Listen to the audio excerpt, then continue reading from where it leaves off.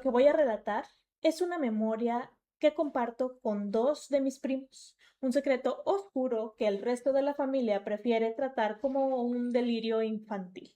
Se burlan diciendo que es imposible, pero nosotros sabemos lo que vimos en aquel cerro y que eso no pertenece a este mundo. Sucedió en el antiguo terreno donde crecieron mi madre y mis tíos, una propiedad rústica incrustada en la falda de un cerro, lejos de todo el ruido y la lógica de la ciudad.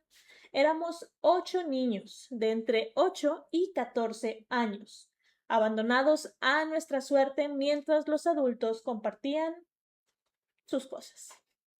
Aquella noche, la novedad era un viejo televisor que habían llevado al rancho. Pasamos el día viendo cintas de terror antiguas, de esas donde los monstruos se ven un poquito falsos, pero que allá en la montaña pueden llegar a parecer un poco más reales. Cuando la oscuridad total se tragó el cerro, el sonido que rompió el ambiente fue el de un llanto. Era un lamento agudo, un poco desgarrador. Parecía filtrarse por las grietas de las paredes. Lo primero que hicimos fue contarnos a todos nosotros para ver si estábamos todos completos o si de casualidad alguno se había ido para jugarnos alguna broma pesada. Pero no, estábamos todos, apretujados por el miedo ahí en la sala. Los más grandes traían una linterna en la mano y la valentía que se nos escapaba por todas partes. Salimos unos metros para inspeccionar los alrededores. Afuera el aire era bastante frío y no había nadie. El llanto de pronto comenzó a alejarse un poco cada vez más hasta transformarse en algo similar al canto de un búho. Es solo un tejolote, susurró uno de mis primos, intentando convencernos a todos de que la naturaleza tenía explicación para todo. Pero la verdad es que la naturaleza no hace lo que sucedió después. El lamento volvió a estallar. En esta ocasión fue un sonido seco y cercano. Provenía del interior del cuarto de los tiliches, un cobertizo de madera donde se guardaban herramientas oxidadas y cajas viejas. Lo aterrador es que la puerta estaba atorada por fuera con un candado grandísimo y era físicamente imposible que alguien estuviera ahí adentro. Nos acercamos con el corazón martillando a todo lo que daba. Al abrir la puerta, el olor a moho y algo raro nos golpeó el rostro. Dirigimos la luz de la linterna hacia una de las repisas de madera superiores. Ahí, en un espacio de apenas unos 15 centímetros entre dos cajas apiladas, un lugar donde no cabría ni un gato, vimos lo imposible. Vimos una cara. Era el rostro de una mujer anciana, de piel arrugada y un poco como grisácea, algo así como un tipo de pergamino. Sus ojos, excesivamente grandes para su rostro, flotaron lentamente hacia nosotros cuando la luz la alcanzó. No había cuerpo, no había profundidad. Era solo ese rostro asomado entre el vacío de los objetos, observándonos de forma muy sobrenatural. El pánico fue instantáneo. Volamos de regreso a la casa principal, cerrando todo a nuestro paso. Los más pequeños se reían, creyendo que era solo un juego, pero nosotros, los más grandes, sabíamos que no era así. Pocos meses después, por suerte, demolieron aquel cobertizo, pero la marca del miedo quedó ahí instalada. Y a veces, cuando el viento sopla fuerte en las noches del campo, el canto de los búhos me sigue pareciendo el eco de aquel llanto y me pregunto si esta cara sigue ahí, en espera, comprimida entre las sombras, tal vez esperando a que alguien vuelva a iluminarla.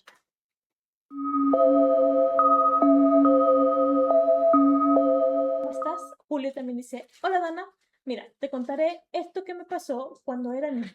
Yo tenía 5 años y por esas fechas falleció la mamá de mi abuelita.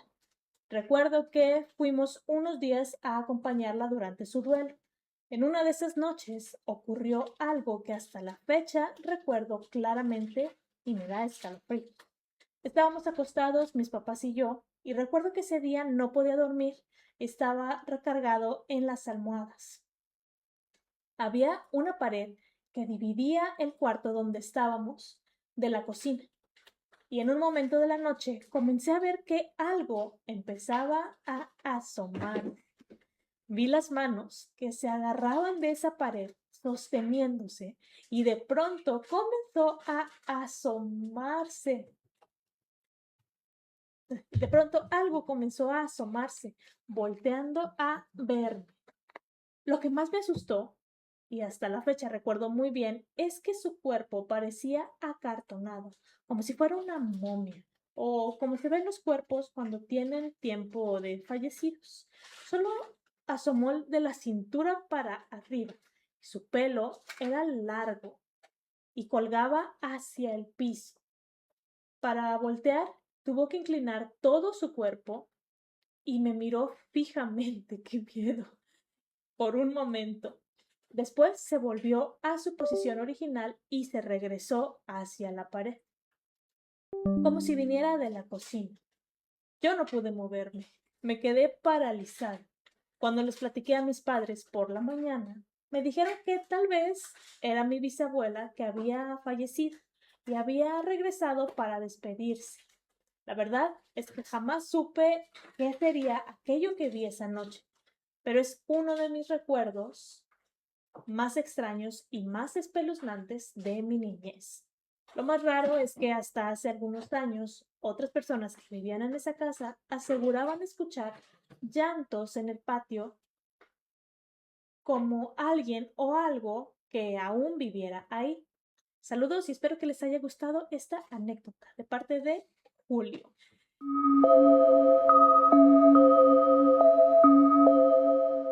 Tengo una herida que nunca cerró. Sucedió en la época más oscura de mi familia, tras la agónica muerte de mi hermana de 14 años. La enfermedad nos dejó en la miseria absoluta. Lo perdimos todo, hasta despertar en una casa prestada en una de las zonas más peligrosas y marginadas de la ciudad. En esa misma calle también ocurrió un crimen atroz, una masacre en la que solo sobrevivió un niño, un pequeño, incluso menor que yo. Él era especial, no hablaba, vivía en un silencio. Mi madre, rota por el duelo de su propia hija, insistió en refugiarlo mientras su abuela cruzaba el país para recogerlo. Pero tener a ese niño bajo nuestro techo desató algo que no puedo explicar. La primera noche, eran las 3 de la mañana. El silencio de la casa era solo interrumpido por los ronquidos de mi padre. Pronto, un sonido rítmico me despertó. Alguien golpeaba el cristal de la ventana de la sala. No era desde afuera. El sonido retumbaba con una vibración desde adentro. Me levanté, temblé un poco y caminé hacia el cuarto en donde el niño dormía con mi madre. Entreabrí la puerta un poquito y lo vi sentado en la cama, completamente cubierto por las cobijas, como si algo estuviera a punto de abalanzarse sobre él. Caminé hacia la sala para ver quién llamaba a la ventana y el mundo se me vino abajo. El niño estaba ahí, parado frente al cristal, hablando en un susurro ininteligible con algo que acechaba en el patio. Mi corazón se detuvo. Si el niño estaba en la sala, ¿quién estaba sentado en la cama bajo las cobijas junto a mi madre? En ese momento mis padres despertaron por mis gritos. Mi madre salió corriendo a la sala y palideció al ver al niño en la ventana porque ella acababa de dejar una silueta idéntica sentada en la cama. La segunda noche. El ambiente era eléctrico, cargado de un poco de odio. Decidimos todos dormir juntos en la misma habitación para vigilar al pequeño. A mitad de la noche, un estruendo de gritos desgarradores nos sacó del sueño. Venían de la calle, específicamente de la casa del crimen. Salimos disparados y lo que vimos ahí desafía toda la lógica. La gente señalaba la ventana de aquella casa maldita. Y ahí estaba el mismo niño que yo juraba haber tocado del brazo justo antes en nuestro cuarto. Pero no estaba caminando, estaba flotando en el aire. Sus pies colgaban a 1 metro del suelo y su rostro estaba tornándose morado, con las venas del cuello a punto de estallar. No había sogas y tampoco había manos que lo estuvieran sujetando. Era como si un verdugo invisible lo estuviese levantando. La policía se lo llevó esa misma madrugada. Su abuelo llegó por él y desaparecieron para siempre. Durante años pensé que era una pesadilla producto del hambre y del dolor, pero hace poco escuché a mis padres recordarlo con el mismo terror en los ojos. Aquel niño no regresó solo de la muerte de su familia. Algo lo trajo de vuelta. Y ese algo, tal vez, quería terminar el trabajo.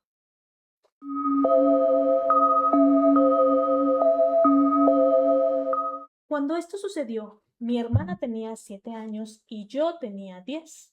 Mi padre estaba de viaje y mi madre tuvo que salir de emergencia, dejándonos solas por lo que según ella prometía, solo media hora. El reloj marcaba las 10 de la noche y la casa, normalmente cálida, se sentía un poquito extraña, como si las paredes estuvieran achicando. Mi hermana caminó hacia la cocina para comer una galleta, pero a los pocos segundos escuché su voz con un hilo de puro terror. Fer, ven, por favor. Salí de mi habitación y la encontré en el pasillo petrificada, mirando hacia la recámara de mis padres.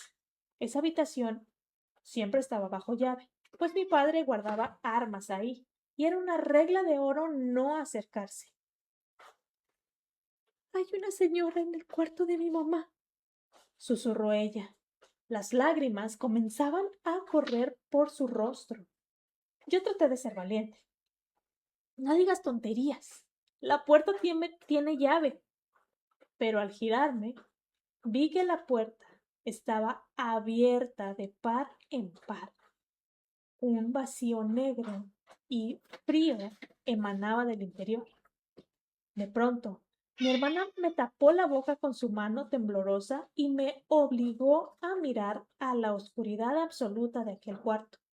Y ahí, en medio de la negrura, comenzó a manifestarse algo. No era un cuerpo, era solo una máscara, una cara completamente blanca, como porcelana antigua o algo así, y flotaba en la oscuridad a la altura que regularmente tiene un adulto. No tenía ojos, solo dos cuencas profundas que parecían absorber la poca luz de la sala, y una sonrisa tan amplia y deforme que llegaba casi hasta sus orejas. Aquella cosa no se movía, solo nos observaba. Bueno, si es que tenía ojos. El terror fue tan primitivo que salimos corriendo de la casa sin zapatos, gritando en la banqueta bajo la lluvia hasta que mi madre regresó. Cuando ella entró a revisar, la puerta de su cuarto estaba cerrada con llave, tal como la había dejado. No había rastros de nada. Mi madre siempre dijo que fue nuestra imaginación por las películas de terror, pero la verdad es que mi hermana y yo odiábamos ver películas de terror. Nunca vimos ni una. Lo que sucedió esa noche no salió de ninguna pantalla. Venía de ese cuarto. Y aunque hoy somos adultas, ninguna de las dos se atreve a entrar sola a esa habitación cuando las luces ya están apagadas, porque esa sonrisa sigue grabada en nuestra mente.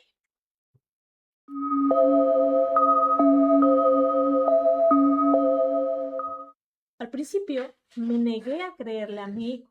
Quería convencerme de que las cosas que decía ver eran producto solo de su imaginación. Pero cuando la evidencia se volvió innegable, el escepticismo se transformó en terror. Ocurrió en el año de 2003, en Oaxaca. En aquel entonces, nuestra zona parecía más un pueblo que una ciudad. Las calles eran de tierra y las pendientes pronunciadas marcaban el paisaje. Mi hijo tenía apenas 7 años y solía jugar en el porche de la casa, protegido por un barandal cuyo pasador él no alcanzaba a abrir. Una noche durante la cena nos soltó algo inquietante. Dijo que en un tejabán abandonado a 2 casas de la nuestra había conocido a otro niño. A mi esposo y a mí se nos hizo un poquito absurdo porque conocíamos a todos los vecinos y sabíamos, a la redonda, que no había niños de su edad. El más joven tendría unos 14 años. Pensamos que, ante la soledad de vivir en una zona tan apartada, su mente había creado a un amigo imaginario. 3 días después salí a tirar la basura pensando que mi hijo dormía la siesta tras volver de la escuela, y mi corazón dio un vuelco al verlo regresar de la calle solo. Venía de ese viejo tejabán que ha pertenecido a mi familia por años y que siempre estuvo sellada. Me dijo que venía de jugar con su amigo, un niño llamado Hilario. Lo reprendí severamente, pero la duda ya estaba sembrada. ¿Cómo rayos la escena se repitió otra vez?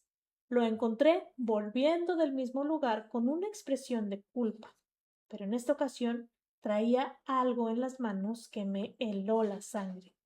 Un trompo de madera antiguo, con la punta del clavo desgastada, tierra oscura, como si estuviese enterrado por décadas. Mi hijo solo tenía trompos modernos de plástico. Aquel objeto parecía una reliquia sacada de una tumba. Cuando lo interrogué, su respuesta fue error. Mamá, yo no abrí la puerta. Fue la mamá de Hilario. Ella vino por mí.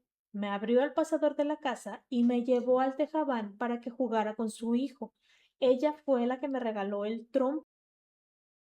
La situación escaló el martes siguiente. Una vecina llegó a mi puerta pálida y nerviosa. Tu hijo está encerrado en el tejabán, me dijo. Corrí hacia allá y lo vi a través de las rendijas de la madera. Estaba atrapado. Lo más aterrador fue que esa construcción estaba sellada por clavos oxidados desde hace años. No había ventanas con vidrios rotos y no había nada por donde él hubiese podido entrar. No había forma humana de que un niño entrara ahí sin tener que arrancar algo. Tuvimos que usar una escalera para sacarlo por un hueco del techo. Mi hijo estaba en shock, llorando con un miedo que nunca lo había visto. Nos confesó que la mujer lo había llevado de nuevo, pero que una vez adentro ya no lo dejó salir. Hilario no estaba en esa ocasión, solo su mamá, dijo el niño. Mi esposo y yo inspeccionamos el lugar después de rescatarlo, y todo estaba vacío, cubierto de polvo y telarañas intactas. No había huellas en la tierra, excepto las de mi hijo. Nunca supimos quién era Hilario ni cómo es que ese trompo llegó a sus manos, pero desde ese día mi hijo se negó a salir de nuevo. Agradezco que solo fuera un susto, porque hay presencias que no buscan amigos, buscan compañía para su propio entierro.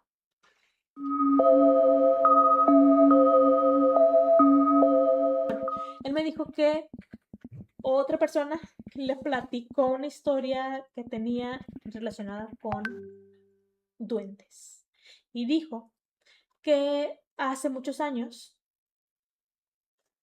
una familia de 3 se había mudado a una casa que compraron.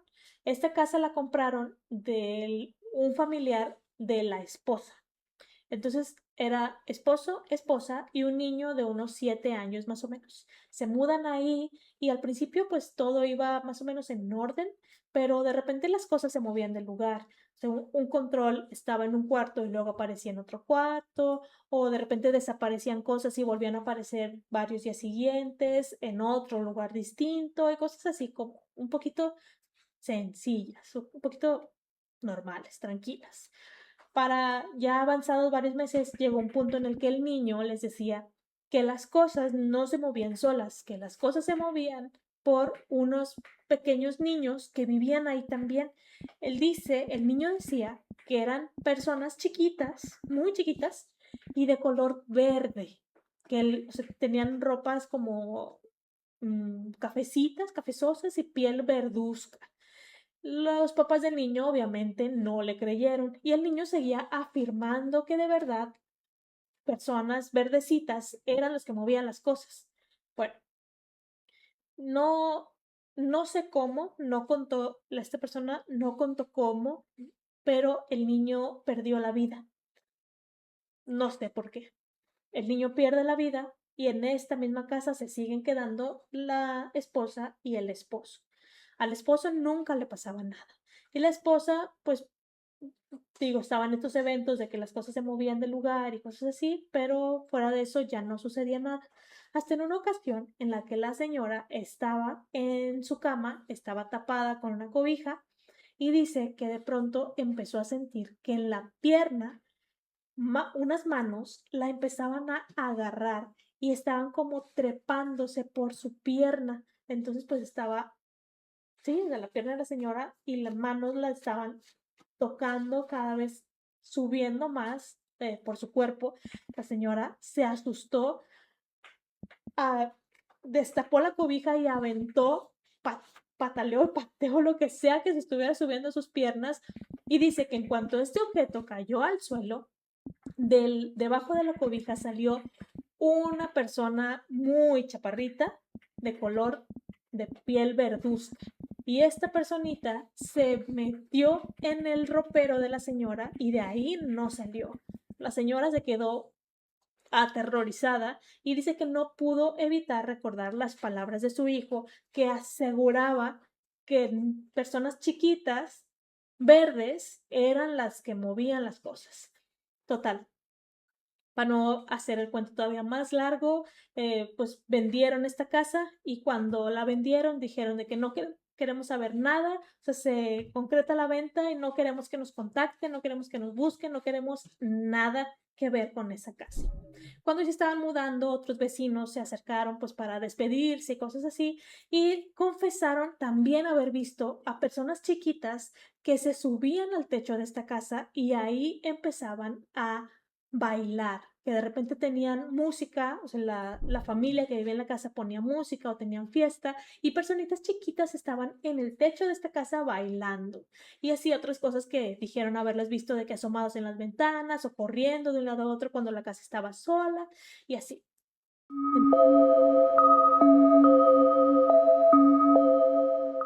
Durante mucho tiempo me convencí de que lo que viví solo era el residuo de una pesadilla recurrente. Eran fragmentos de una infancia que mi mente intentó bloquear hasta que llegué a los 16 años. En una plática casual con mis padres en nuestra antigua casa cerca de Barranquilla, se desenterró la verdad. Cuando mi hermana menor y yo éramos pequeñas, ir a la tienda de la esquina era un acto de valentía. Recuerdo que siempre llegábamos a casa sin aliento, con el corazón martillando contra las costillas, huyendo de algo que nosotras no terminábamos de entender.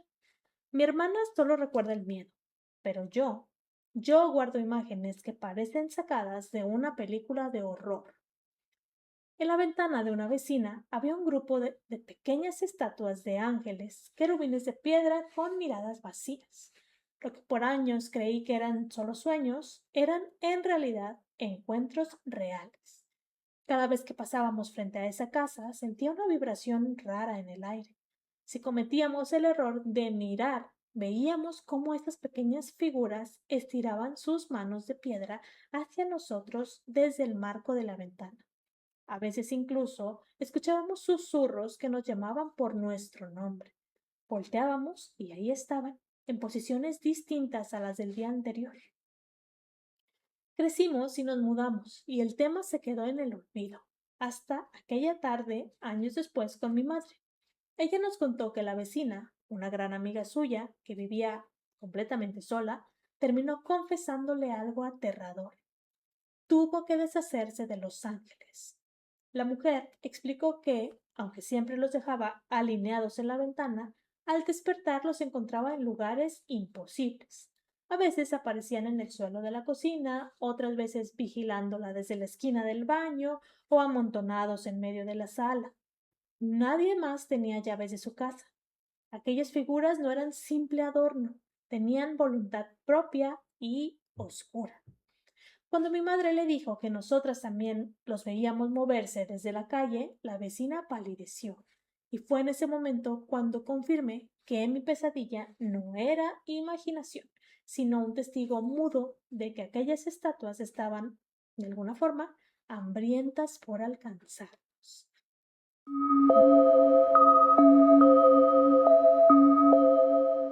Durante nuestros primeros meses viviendo en donde vivíamos, específicamente en la zona de Chaco, alquilé una casa para mi hija de 5 años y para mí.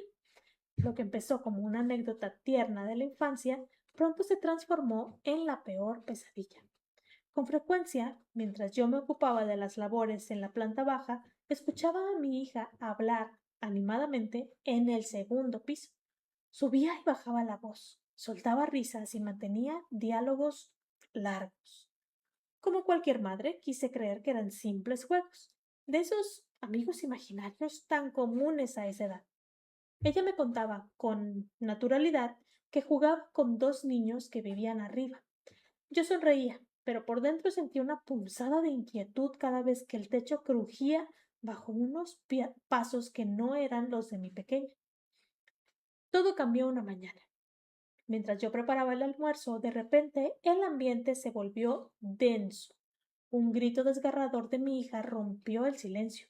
La escuché sollozar con un terror profundo mientras bajaba las escaleras a toda prisa. Antes de que ella alcanzara la planta baja, lo escuché. Lo juro por Dios. Desde lo alto de la escalera emanaron dos risas infantiles. No eran las risas de un juego, eran carcajadas burlonas, roncas y cargadas de una malicia que ninguna garganta humana a esa edad podría producir. No reconocí esas voces, eran ecos de algo que no parece de este mundo. Mi hija llegó a mis brazos temblando. Entre llantos me dijo que los niños le habían empezado a hacer caras muy feas, deformando sus rasgos hasta que ella no pudo soportarlo más. Para no transmitirle mi pánico, le dije con firmeza que yo misma subiría a regañarlos y que les iría muy mal si volvían a molestarla. Eso la tranquilizó a ella, pero a mí me marcó para siempre. A partir de ese día, mi hija nunca volvió a mencionarlos ni a subir sola, pero el miedo se instaló en la casa como una mancha de humedad. Yo evitaba a toda costa entrar a su habitación. Sentía que desde las esquinas oscuras del techo esos dos niños nos observaban, esperando cualquier descuido. Nos mudamos un poquito después y, por fortuna, esas presencias no nos siguieron. Sin embargo, nunca olvidaré esas risas.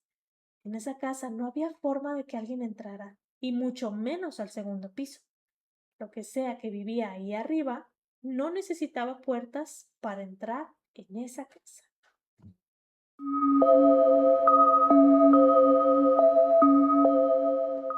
Corría el año del 95 en el barrio de San Juan. En aquel entonces, la calle era nuestro reino. Éramos un grupo de 7 amigos, todos rondando los 10 años, con Eric de 12, como el mayor de la banda. Aquella noche, bajo la luz de las farolas, decidimos jugar a las escondidas, sin saber que el juego terminaría en una escena que aún me quita el sueño. La dinámica era la de siempre, pero el ambiente estaba un poquito pesado, como si el aire estuviera muy frío. Daniel, el más pequeño del grupo, con apenas 8 años, se escabulló en la penumbra para esconderse detrás de un viejo auto estacionado a unos 10 metros de nosotros. El silencio de la cuadra fue roto de pronto por un grito que no parecía de un humano. un alarido de dolor y pánico puro que nos dejó petrificados. Daniel salió disparado de detrás del vehículo, llorando desconsoladamente y corriendo hacia nosotros, mientras se retorcía, intentando alcanzarse la espalda con las manos. Cuando llegamos a él estaba temblando. Entre sollozos, señaló el espacio oscuro debajo del auto y pronunció tres palabras que se me clavaron en el alma. La señora Larga. Dijo que mientras estaba agachado, una mujer de extremidades antinaturales, largas y piel grisácea, se arrastró desde debajo del motor del auto como si fuera una araña. Y antes de que él pudiera reaccionar, esa cosa le hundió los dientes en la espalda. Al levantarse la camisa, se nos heló la sangre. En el centro de su espalda, la tela estaba empapada de saliva. Debajo, unas marcas con precisión quirúrgica estaban ahí puestas, las huellas de una mordida como de una boca humana, adulta, profunda, roja y rodeada de una inflamación inmediata. 4 de mis amigos armados de valentía, alimentados un poquito por el miedo, corrimos hacia el auto y revisamos debajo con las linternas, pero no había nada y no había nadie. Daniel juraba que la mujer se había vuelto a meter ahí adentro del auto, arrastrándose hacia las sombras del chasis, pero el asfalto estaba desierto. Lo acompañamos a su casa, todavía un poquito en shock, y sus padres, al ver la marca de la mordida, palidecieron. Sabían perfectamente que ningún niño del grupo podía haberle dejado una huella de esa mandíbula tan grande. Esa noche no pude cerrar los ojos. La descripción de Daniel, aquella figura larguirucha, me acechaba desde cada rincón oscuro de mi cuarto. Volvimos a ver a Daniel 3 días después, y la marca seguía ahí, como un recordatorio de lo imposible.